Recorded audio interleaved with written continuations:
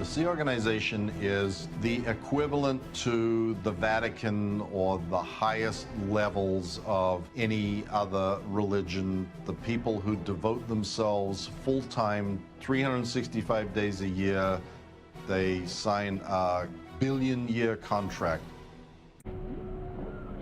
In the early 60s, Hubbard was under investigation in various countries. His solution was to take to the high seas. He made himself Commodore of a fleet of 3 ships, a Scientology navy. To crew the vessels, he created the Sea Organization. They began going from port to port in the Mediterranean. Show up for a few days and then go off, sail off in some other direction.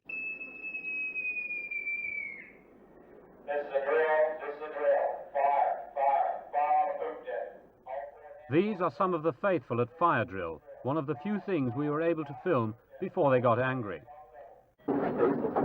Those who stay provide Hubbard with an almost free crew. There are no professional sailors. He pays them just enough for cigarettes and sweets, but they pay him rather more. The scrapers could be scraping for quite some time. They've been asked to sign a contract for 1 billion years. The children of Sea Org members were separated from their parents and raised in the Cadet Org to remove all distractions from their parents' ultimate responsibility, to clear the planet. Children were turned over by their parents to the care of the Sea Organization exclusively.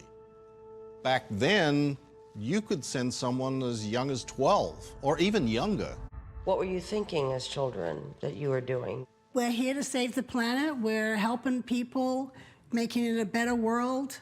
One of the other messengers told me that Hubbard had said to her, "I am treating you like the Hitler Youth, in that I want you away from your parents, so the influence on you is based on me and the Sea Organization. I don't want anything interfering with that in the way that you were raised." Well, that's how we were raised. What was life like in the Sea Org?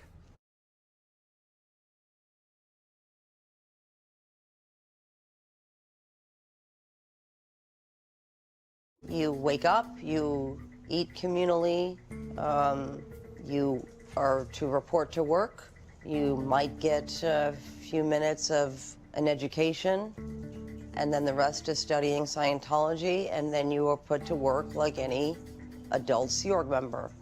And a day usually wraps at 10, 11 o'clock at night, and that's an everyday proposition, and that's for 1 billion years. On the ship, our schooling was laid out by LRH. We were never taught history, geography, science, none of that stuff. We'd have to do student hat and Scientology courses. Scientology courses and ship courses as well.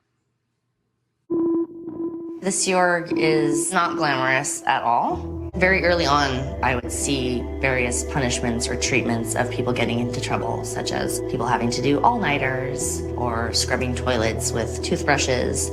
There was times he treated us very well, and there were times if you messed up, you didn't want to mess up. As new messengers were coming and getting trained, they had to clean the existing messengers' cabins and doing their laundry.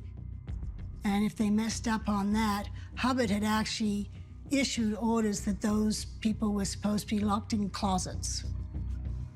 Also, Hubbard used to penalize the students with overboards. The ship was probably 3 stories high, and they'd pick the person up and say, "Commit your sins and errors to the deep and hope you will raise a better Satan." And then they'd throw them over the side.